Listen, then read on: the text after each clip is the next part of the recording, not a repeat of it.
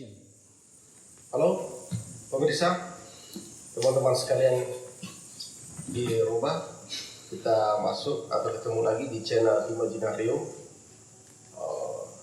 Pada kesempatan kali ini saya mengundang teman lama saya. Dulu kita lama di kampus ya, kita dulu sama-sama di kampus, tetapi dengan aktivitas sehari-hari kita, kesibukan kita masing-masing, jadi kita hanya saling memantau dari Facebook dan sosial media lainnya. Dan dari pantauan tersebut juga kami bersama kru ingin mencoba mengundang, karena ada sisi yang coba ingin kita gali dan mungkin bisa jadi motivasi ataupun informasi kepada pemirsa sekalian di rumah. Gimana bro? Sehat bro? Sehat. Namanya siapa? Mungkin bisa diulang kembali supaya pemirsa lebih mendengar langsung. Jadi selamat malam pemirsa. Nama saya Asjar Latif, biasa dipanggil Jar. Kerjaan saya sebagai wira swasta. Kemudian saya beralamatkan di Kelurahan sini, mungkin itu saja. Asjar, tapi di Facebook teman-teman biasa memanggil Gi. Itu Gi diambil dari mana, atau itu nama anak atau nama panggilan waktu kecil? Jadi nama Gi itu Ya. berasal dari nama anak saya. Kan nama anak saya namanya Gisan. Jadi saya ambil di depannya saya Gi. Jadi orang-orang kenal saya itu kalau di Facebook sebagai Gi. Gi. Iya. Terus juga saya lihat dan kadang kita ketemu teman-teman lama kan. Kan dulunya saya kenal Anda aktif di Movie Maker ya, Iya. sama teman-teman lain. Terus sekarang juga saya lihat aktif di olahraga gym. Dan satu lagi apa lagi? Berwirausaha dan ya, membuka barbershop. Barber delivery itu. Iya. Apa? Barber delivery. Barber delivery ya. Kalau kegiatan Movie Maker sampai sekarang masih jalan atau seperti apa? Kalau Movie Maker untuk sekarang lagi vakum dulu karena teman-teman baik yang sibuk. Jadi untuk pembuatan film Movie Maker kita lagi break dulu. Break dulu. Iya, break dulu. Tetapi kedepannya ada kemungkinan atau potensi untuk aktif kembali, mungkin bukan lagi hanya sekedar hobi, atau dulu itu sudah sekedar hobi atau sudah coba masuk kepada hal-hal yang komersil atau apalah mungkin. Kalau kemarin tuh mungkin sekedar hobi karena teman-teman yang ikut gabung itu kan satu visi. Satu visi kita tuh hanya semacam menyalurkan ide-ide kami di film itu.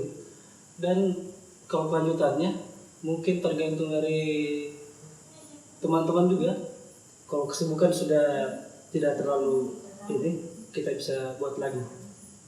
Kalau sekarang juga saya lihat aktif di game itu Anda mungkin sekedar hobi kah, untuk olahraga kah, atau mungkin juga hari ini mungkin juga apakah jadi instruktur di tempat gym atau di sanggar atau seperti apa?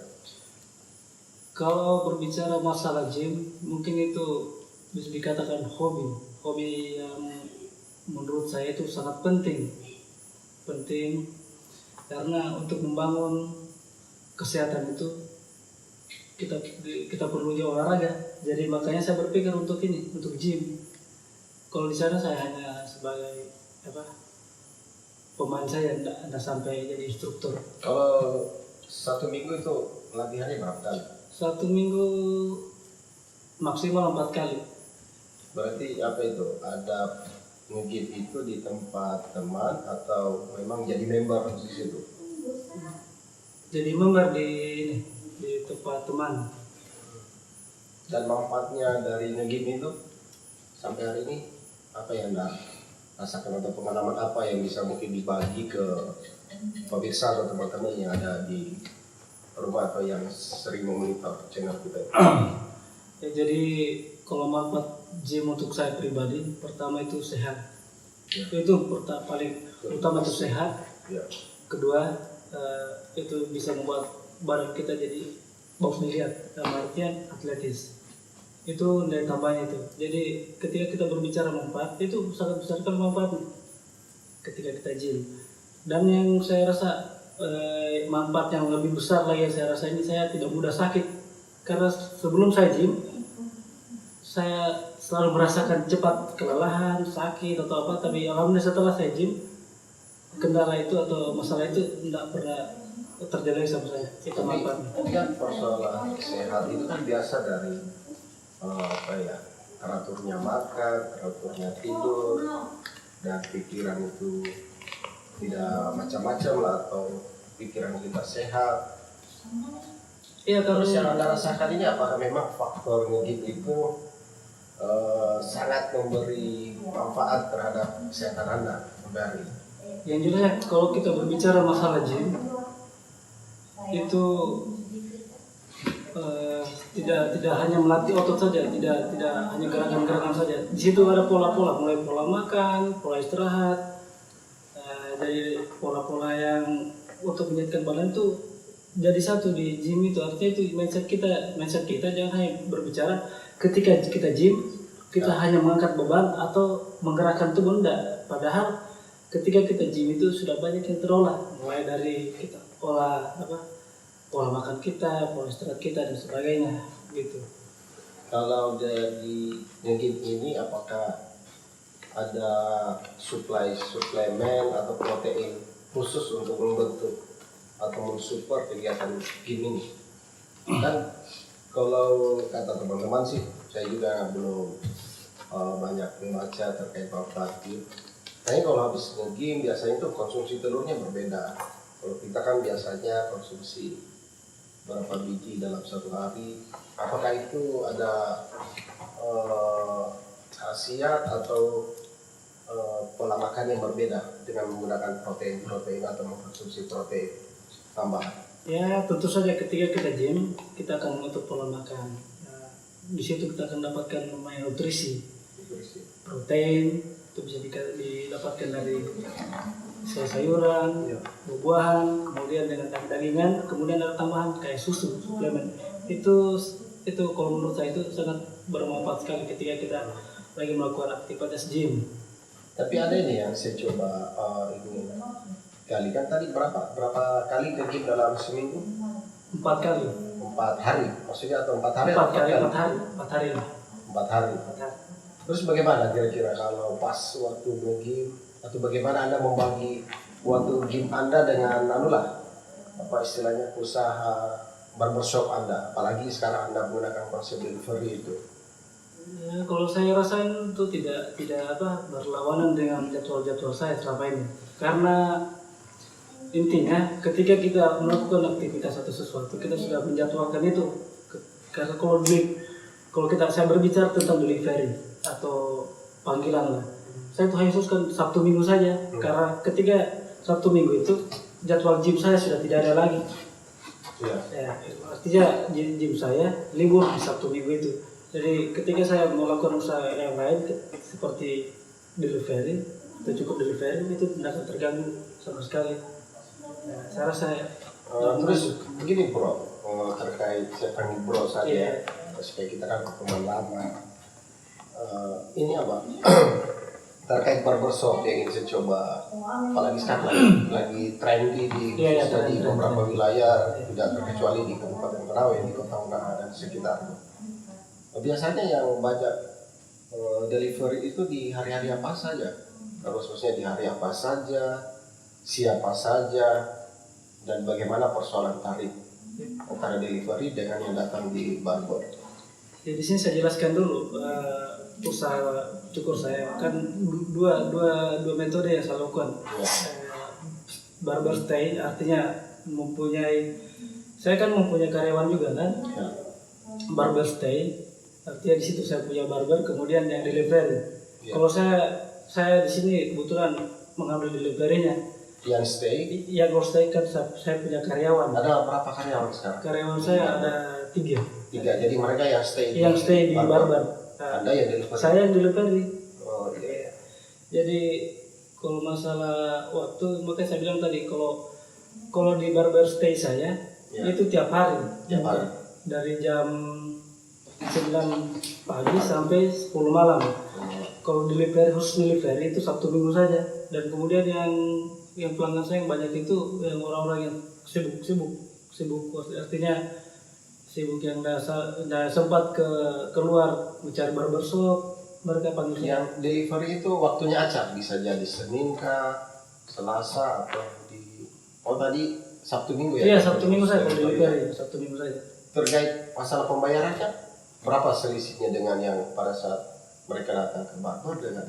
Kalau barber kami kasih tarif standar itu 25.000 ya. Untuk dewasa, kemudian anak-anak itu 20.000. Delivery? Nah, kalau delivery tergantung jarak lagi. Yang jelasnya kalau delivery itu untuk potong saja, anak-anak dewasa 25, tergantung jaraknya lagi. Paling jauh di berapa kilo? Saya paling jauh dari tempat saya paling jauh 5 kilo. 5 kilo ya? 5 kilometer. Kemudian saya pasangkan untuk tarif transportasi saja itu dia 20.000. Anda kesana temui pelanggan yang meminta Anda datang ke sana itu ada menggunakan roda 2 atau roda berapa lah? Ya saya pasti kan banyak alat kan yang dibawa. Kalau alat saya kan alat saya itu kan banyak portable, ya, bisa dicas, jadi nggak repot-repot amat. Jadi saya masih menggunakan sepeda motor karena di sisi lain ketika saya menggunakan sepeda motor itu lebih irit lagi bahan bakarnya dibanding kalau roda 4. Gini juga bro, terkait delivery sebenarnya itu yang paling menarik saya lihat dari usaha dari barber itu. Dulu kan saya punya keluarga kenalan lah, dia buka barber. Dulu mungkin belum ada lah. Saya sudah kasih dia saran bahwa suatu saat orang itu atau pelanggan itu ingin dilayani di rumahnya. Masa kasarnya urusannya harus selesai di rumahnya. Makanya saya kasih tahu waktu itu Anda pakai delivery. Ya mungkin kita seide lah, atau mungkin memang itu ide Anda kan? Atau memang Anda insting melihat bahwa oh iya, seperti tadi yang saya katakan bahwa orang mau dilayani, dia mau dicukur di rumahnya tanpa harus kemana-mana. Ya jelasnya kalau ide delivery ini kan saya juga selalu nonton YouTube. Jadi di situ referensi banyak, kemudian keluar ide-ide. Nah, salah satunya idenya delivery. Karena tidak semua pelanggan yang mau ini dicukur itu beda waktu. Waktu keluar, artinya waktu keluar untuk mencari barbershop bagi pangkas rambut. Nah, makanya saya tawarkan jasa ini, artinya jasa ini lebih memudahkan pelanggan lagi. Artinya baru kemudian di sana ketika saya ke tempatnya itu, dia tidak mengantri lagi, dia nyaman di rumahnya. Jadi ya nyaman lah ketika saya delivery. Bisa diminum dulu ya, kita santai-santai, kita kan kawan lama kan. Lanjut lagi nih bro. Oke bro. Kita masih nggak apa-apa kan masalah barbernya ini. Bukan saya mau buka usaha barber tapi saya sangat tertarik dengan konsep Anda itu ya, delivery. Terus terkait masalah bayaran, dia memanggil Anda datang ke rumah mereka untuk pangkas rambut. Sejauh ini pernah alot masalah harga atau bayaran jasa Anda dari pelanggan Anda untuk delivery ini? Kalau sampai sekarang alhamdulillah kalau masalah pembayaran tidak pernah ada yang komplain karena mereka tahu. Karena saya yang datang ke tempatnya, ya mereka tahu tarifnya akan sama dengan pangkas-pangkas rambut biasa yang mereka langsung kunjungi langsung. Kan di sini saya beda di tarif transportasi saja. Kalau tarif cukur itu semua sama. Shop. Ya, sama. Berarti selisihnya itu di tarif. Transportasi saja selisihnya. Dan tergantung dari jauhnya juga. Ada yang saya kenakan tarif sampai 10.000 untuk transportasi sampai 20.000 juga malah ada. Terus kalau dalam 1 bulan itu berarti Sabtu Minggu. Berarti 2 kali 4 8 hari ya. 8 hari. Dalam 8 hari dalam sebulan itu omset yang bisa didapatkan dari delivery itu kira-kira berapa rata-ratanya? Rata-rata kan bisa sekitaran hampir 1 jutaan lah 1 juta. untuk saya sendiri. Itu sudah lumayan atau Anda mau perluas lagi pasarnya atau mau perluas pelanggannya? Kalau mau perluas pasarannya, ya siapa sih yang usaha tidak mau memperluas jaringannya? Pastilah sama saya. Tapi kan saya kan lihat kondisinya lagi, apalagi ya, saya punya kesibukan lain selain barber, seperti kesibukan gym, kerja swasta, ada anak, ada istri. Jadi saya pikirnya jangan sampai saya luaskan usaha saya ini, barber delivery ini, kesibukan lain yang saya rasa tanggung jawab saya lalaikan kayak begitu. Jadi saya masih pikir-pikir dulu lah, bro. Tapi kan umpama dari sisi bisnis plan, rencana bisnisnya, apakah Anda tidak mencoba mendorong salah satu karyawan yang stay di barber Anda atau mengambil satu karyawan baru lagi untuk mendampingi atau mengganti Anda delivery? Nanti secara manajemen itu masih di manajemen Anda sebagai owner dari barber. Sebenarnya saya juga punya harapan untuk ke situ, artinya supaya ada penerus saya ketika delivery ini mau berkembang. Tapi masalahnya untuk sekarang saya melihat lebih banyak yang datang ke barber daripada yang memanggil di rumah untuk cukur. Jadi untuk sekarang mungkin tidak dulu lah, karena saya lebih fokus di barber stay lah. Barber stay. Tadi berapa karyawannya? 3 ya? 3 karyawan. Dari waktu kerjanya dari jam 9 sampai jam 10 malam. Jam 10 malam. Itu karyawannya 3 orang itu anak muda semua? Atau ada yang sudah berkeluarga? Kebetulan karyawan saya itu anak muda semua. Tapi jam kerjanya ini tidak